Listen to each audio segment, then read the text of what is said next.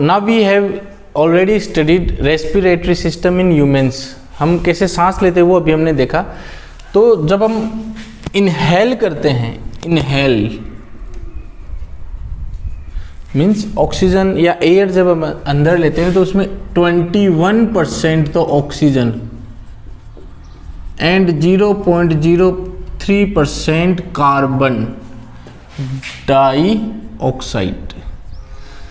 तो जब हम इनहेल करते हैं तो 21% तो ऑक्सीजन और 0.03% कार्बन डाइऑक्साइड, और जब हम एक्सहेल्ड करते हैं मतलब बाहर एयर निकालते हैं, एक्सहेल्ड, तो उसमें 16.4% ऑक्सीजन एंड 4.4% होती है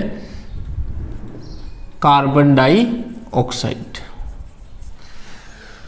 तो इनहेल के टाइम 21% ऑक्सीजन और 0.03% कार्बन डाइऑक्साइड, एक्सहेल के टाइम जब हम एयर बाहर निकालते हैं तो 16.4% ऑक्सीजन और 4.4% carbon dioxide. Now we are going to study breathing in other animals. जो दूसरे एनिमल्स है वो सांस कैसे लेते हैं वो अब हमें स्टडी करना है। तो लाइक लोयन, अदर एनिमल्स है, लोयन हो गया, डॉग्स हो गए, कैट हो गए या फिर ह्यूमंस हो गए, उनके पास क्या होते हैं, लंग्स होते हैं जिनके थ्रू वो ऑक्सीजन लेते हैं। लंग्स रेस्पिरेटरी ऑर्गन होता है। But other animals like cockroach, other animals कैसे रेस्पिरेशन करते हैं, कैसे ब्रीदिंग करते हैं वो हमें स्टडी करना है। और रेस्पिरेशन और ब्रीदिंग में क्या डिफरेंस है वो हम ऑलरेडी डिस्कस कर चुके हैं। तो ये कॉकरोच का बेसिक स्ट्रक्चर है एक। तो कॉकरोच क्या होता है, इसके साइड में, ये साइड में ये होल्स है, ये आपको जो दिख रहे हैं ये होल्स है, इनको बोलते हैं स्पाइरेकल। ये स्पाइरेकल से एयर है, ऑक्सीजन है, वो अंदर लेते हैं। और फिर जो ट्रैकियल ट्यूब या ट्रंक है वो क्या करती है, वो डिफरेंट पार्ट तक ऑक्सीजन पहुंचाती है। फिर वहाँ पे प्रोसेसिंग होती है और कार्बन डाइऑक्साइड जो है फिर वापस ट्रैकियल ट्यूब में आती है, और ट्रैकियल ट्यूब से कहाँ से निकल जाती है, स्पाइरेकल से। तो प्रोसेसिंग क्या रहती है, एयर जो है वो इंसर्ट होती है स्पाइरेकल से, स्पाइरेकल से जो ऑक्सीजन है, ऑक्सीजन वो ट्रांसमिट होती है डिफरेंट पार्ट्स के थ्रू बाय ट्रैकियल ट्यूब्स में। ट्रैकियल ट्यूब से फिर वो डिफरेंट पार्ट्स ऑफ बॉडी से चली जाती है, और डिफरेंट पार्ट्स ऑफ बॉडी जो होती है वो उसका यूज़ करते हैं, और फिर जो कार्बन डाइऑक्साइड होता है वो वापस इस ट्रैकियल ट्यूब में आता है, और ट्रैकियल ट्यूब से स्पाइरेकल, और स्पाइरेकल से जो ओपनिंग से उससे बाहर निकाल दिया जाता है। तो ये सिंपल सी प्रोसेसिंग है, 2 वर्ड है वो हमें याद रखने हैं। Now second, breathing in other animals, earthworm. Earthworm जिसको केंचुआ बोलते हैं, तो अर्थवॉर्म है वो ब्रीदिंग करता है by the use of skin. Skin को वो यूज में लेता है। स्किन जो होती है अर्थवॉर्म की वो होती है moist and slippery, moist and slippery होती है। तो वो स्किन की यूज से ही अर्थवॉर्म जो होता है वो ब्रीदिंग करता है। और जब फ्रॉग इन वाटर, जब फ्रॉग वाटर के अंदर होता है, पानी के अंदर होता है, तब वो भी स्किन से ही ब्रीदिंग करता है, क्योंकि फ्रॉग की स्किन भी जो होती है मॉइस्ट एंड स्लिपरी होती है। तो अर्थवॉर्म में ब्रीदिंग किससे होती है, स्किन से। फ्रॉग जब अंडर वाटर है या इन द वाटर है तब ब्रीदिंग किससे होगी, स्किन से। नेक्स्ट एनिमल इज फिश, मछली, जो कि पानी के अंदर रहती है, पानी के बाहर निकालते ही ब्रीदिंग नहीं करती है, मर जाती है। डाइट अगर अपन इसको पानी से बाहर निकाल लेंगे तो पानी के अंदर कैसे ये ब्रीदिंग करती है, तो वाटर जो होता है, वाटर उसका फॉर्मूला था H2O। तो वाटर के अंदर भी क्या होता है, ऑक्सीजन होता है। तो फिश जो है उस वाटर के अंदर, जो वाटर के अंदर ऑक्सीजन है उसी को यूज करती है by the use of gills. तो फिश जो है, फिश के अंदर, फिश की स्किन पे क्या लगे होते हैं, गिल्स लगे होते हैं। तो गिल्स जो है वो यूज करते हैं water dissolved oxygen, water dissolved oxygen. जो वाटर के अंदर ऑक्सीजन डिजोल्व है, घुली हुई है, क्योंकि H2O मिलके वाटर में बना हुआ है, तो पानी के अंदर जो ऑक्सीजन है उसी का वो यूज करती है by the use of gills. Gills जो होते हैं वो स्किन का ही पार्ट होते हैं, जो कि काफ़ी सारी ब्लड वेसल्स से अटैच रहते हैं। तो ये फिर से हमें इसमें वर्ड जो याद रखना है वो गिल्स याद रखना है।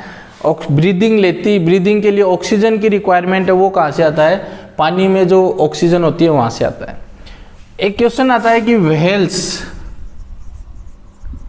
एंड डॉल्फिन्स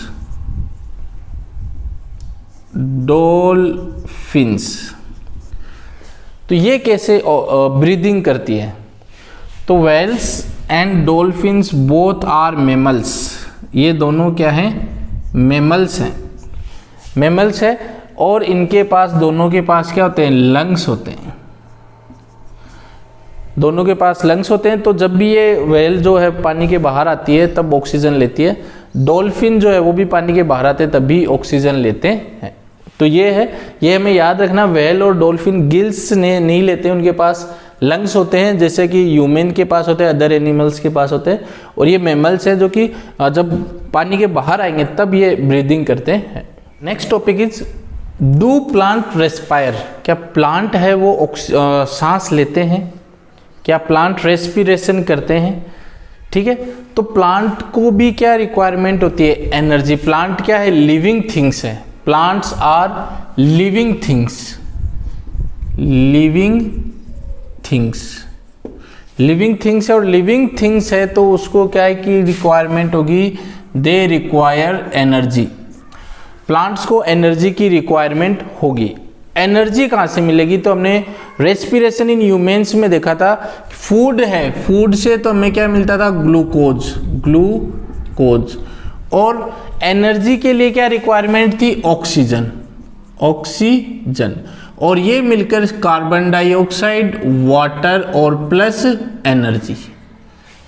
ये रिएक्शन हमने देखी थी, ग्लूकोज प्लस ऑक्सीजन मिलकर कार्बन डाइऑक्साइड, वाटर और एनर्जी मिल रही थी। तो यहाँ पे भी सेम प्रोसेसिंग होगी। सेम प्रोसेसिंग के लिए हमें प्लांट्स को जो है वो ऑक्सीजन की रिक्वायरमेंट होगी, और एनर्जी के लिए एनर्जी जो कहाँ से मिलेगी? जब वो प्लांट्स ऑक्सीजन लेंगे। तो during respiration plants takes in oxygen लेते हैं, रिलीज कार्बन डाइऑक्साइड, और कार्बन डाइऑक्साइड रिलीज करते हैं। अब अभी हमने डिस्कस किया था कि डिफरेंट एनिमल्स है वो डिफरेंट ऑर्गेनिजम्स रखते हैं। फॉर एग्जांपल ह्यूमन्स है, उनके पास लंग्स है, फिश के पास गिल्स है, और कॉकरोच के पास स्पाइरेकल्स थे। तो डिफरेंट एनिमल्स डिफरेंट ऑर्गेनिजम्स रखते हैं। तो प्लांट्स जो है उनके पास कोई स्पेसिफाई कोई ऑर्गेनिज्म नहीं है।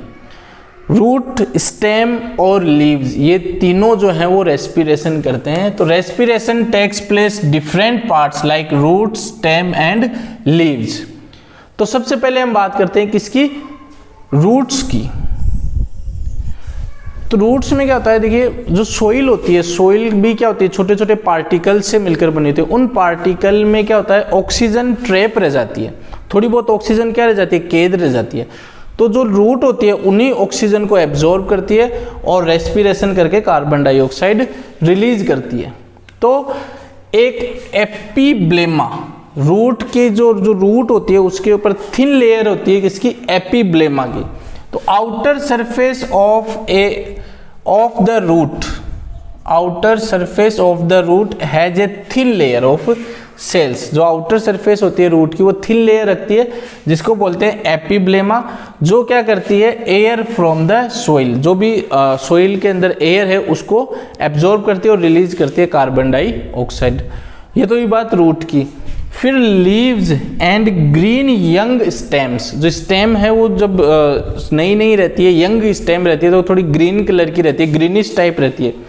तो लीव्स का कलर कैसा रहता है? लगभग जनरली सभी प्लांट्स में ग्रीन रहता है। और ग्रीन यंग स्टेम है वो ऑक्सीजन लेती है और रिलीज करती है कार्बन डाइऑक्साइड। उन लीव्स पे टाइनी पोर्स, छोटे छोटे छेद होते हैं, उनको बोलते हैं स्टोमेटा। क्या बोलते हैं उनको? स्टोमेटा। लीव्स को आप ढंग से बिल्कुल फोकस्ड होकर देखना, आपको टाइनी पोर्स, छोटे छोटे छोटे छोटे छेद दिखेंगे। उन छेद से वो ऑक्सीजन लेती है, कार्बन डाइऑक्साइड रिलीज करती है। और उन छेद को क्या बोलते हैं, उन टाइनी पोर्स को क्या बोलते हैं, उनको बोलते हैं स्टोमेटा। स्टोमेटा। वुड स्टेम की अगर हम बात करें तो वुड स्टेम जो होता है वो एयर थ्रू द ओपनिंग्स होती है, उनमें टेंटिसेल्स या टेंटिकल्स, टेंटिकल्स बोलेंगे, तो ये वुड स्टेम होता है। ड्यूरिंग डे, अगर दिन की हम बात करें, ड्यूरिंग डे, दिन की अगर हम बात करें तो दिन में क्या होता है, रेस्पिरेशन एंड फोटोसिंथेसिस। फोटोसिंथेसिस क्या होता है, सन से एनर्जी आती है और एनर्जी मिलकर वो फूड बनाते हैं, प्लांट्स जो है वो फूड बनाते हैं। तो during day respiration and photosynthesis दोनों प्रोसेसिंग होती है। During day respiration and photosynthesis, photosynthesis दोनों प्रोसेसिंग होती है। बट ड्यूरिंग नाइट, नाइट में सन अवेलेबल नहीं है तो सोर्स ऑफ एनर्जी नहीं है, तो नाइट में, ड्यूरिंग नाइट ओनली रेस्पिरेशन होता है, रेस्पिरेशन। और रेस्पिरेशन के टाइम क्या होता है, कार्बन डाइऑक्साइड इनहेल करी जाती है और ऑक्सीजन जो है वो निकाली जाती है। स्टोमेटल एपरेटस, तो स्टोमेटल एपरेटस क्या होते हैं, गार्ड सेल होती है जो कि स्टोमेटा को घिरे हुए रहती है, स्टोमेटा के चारों तरफ रहती है। ये स्टोमेटल पोर है। तो होता क्या है, ये गार्ड सेल है, ये गार्ड सेल अगर कॉन्ट्रैक्ट होगी तो स्टोमेटा क्लोज रहेगा, अगर ये गार्ड सेल एक्सपांड कर जाएगी तो स्टोमेटा क्या हो जाएगा, ओपन हो जाएगा। और स्टोमेटा ओपन हो जाएगा तो ऑक्सीजन अंदर आएगी, कार्बन डाइऑक्साइड बाहर जाएगी। अब ये ओपन और क्लोज कैसे होता है, इसके गार्ड सेल जो होते हैं, ये गार्ड सेल क्या, स्टोमेटल एपरेटस। तो गार्ड सेल में जब वाटर फ्लो होगा तो स्टोमेटा ओपन होगा, और गार्ड सेल में से जब वाटर फ्लो नहीं होगा तो स्टोमेटा क्लोज हो जाएगा। स्टोमेटा क्या होता है, जिसमें से ऑक्सीजन आती है और कार्बन डाइऑक्साइड बाहर जाती है। ये स्टोमेटा जो होता है वो दो गार्ड सेल, एक गार्ड सेल ये रही, एक गार्ड सेल ये रही, दो गार्ड सेल से घिरा हुआ रहता है, जिसको बोलते हैं स्टोमेटल एपरेटस। इस स्टोमेटल एपरेटस में जब पानी आता है तो गार्ड सेल फूल जाती है या गार्ड सेल एक्सपांड हो जाती है, और एक्सपांड हो जाएगी तो ये स्टोमेटल पोर क्या हो जाएगा, ओपन हो जाएगा। उसको बोलेंगे स्टोमेटा ओपन हो जाएगा, तो ऑक्सीजन अंदर जाएगी, कार्बन डाइऑक्साइड बाहर आएगी। और जब इन गार्ड सेल के अंदर वाटर नहीं आएगा तो ये क्या हो जाएगी, कॉन्ट्रैक्ट हो जाएगी, और कॉन्ट्रैक्ट हो जाएगी तो उसको क्या बोलेंगे, stomata closed. We are going to see what is the difference between respiration and photosynthesis. Respiration और फोटोसिंथेसिस में क्या डिफरेंस है। तो इस चैप्टर में हमने रेस्पिरेशन तो डिस्कस किया है लेकिन फोटोसिंथेसिस डिस्कस नहीं किया, तो पहले ये डिस्कस करते हैं। तो फोटोसिंथेसिस किसके अंदर होता है, प्लांट्स जो कि ग्रीन लीव्स, हरी पत्तियां जो रखते हैं, हरी पत्तियों में क्या होता है, क्लोरोफिल एक सब्सटेंस पाया जाता है जिसके कारण पत्तियां हरी होती है। इसी क्लोरोफिल के कारण फोटोसिंथेसिस होता है। फोटोसिंथेसिस में क्या चाहिए, हमें कार्बन डाइऑक्साइड चाहिए, वाटर चाहिए, लाइट की रिक्वायरमेंट है। और लाइट कहाँ से आएगी, सन से आएगी। तो carbon dioxide plus water, light, ये मिलकर प्रोडक्ट क्या देंगे, glucose and oxygen. Glucose and oxygen हमें मिलेगी।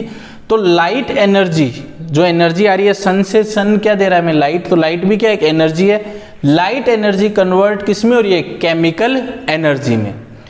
और फोटोसिंथेसिस के लिए हमें क्या चाहिए, कार्बन डाइऑक्साइड चाहिए। तो प्लांट्स क्या करते हैं, कार्बन डाइऑक्साइड का तो एब्जॉर्ब करते हैं, रिलीज किसको करते हैं, रिलीज करते हैं ऑक्सीजन को। तो फोटोसिंथेसिस के टाइम में कार्बन डाइऑक्साइड तो एब्जॉर्ब होगा और रिलीज होगा ऑक्सीजन। और इसके लिए फोटोसिंथेसिस के लिए लाइट की रिक्वायरमेंट है। लाइट का अल्टीमेट जो सोर्स है वो है सन। तो ये जो प्रोसेसिंग है वो केवल दिन में होती है। रेस्पिरेशन हम ऑलरेडी डिस्कस कर चुके हैं, ग्लूकोज प्लस ऑक्सीजन। ग्लूकोज जो कि हमें फूड से मिलेगा, ऑक्सीजन जो कि हम एनवायरनमेंट से लेंगे, ये मिलके कार्बन डाइऑक्साइड, वाटर और एनर्जी देंगे। इसमें जो क्या हो रहा है, केमिकल एनर्जी किसमें कन्वर्ट होगी, हीट एनर्जी में कन्वर्ट होगी।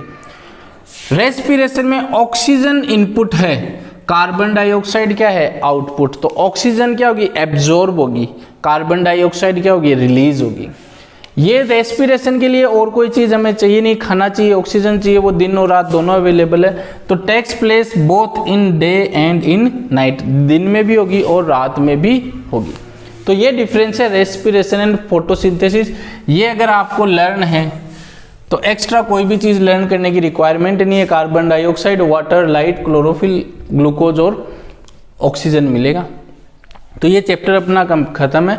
लेकिन ये चैप्टर इतना इंपॉर्टेंट है कि हायर क्लासेज में भी आप इसको स्टडी करेंगे और जब आप कोई एग्जाम्स वगैरह देंगे तो भी यही टॉपिक आते हैं उनके अंदर। तो अच्छे से पढ़िएगा इस चैप्टर को। थैंक्स।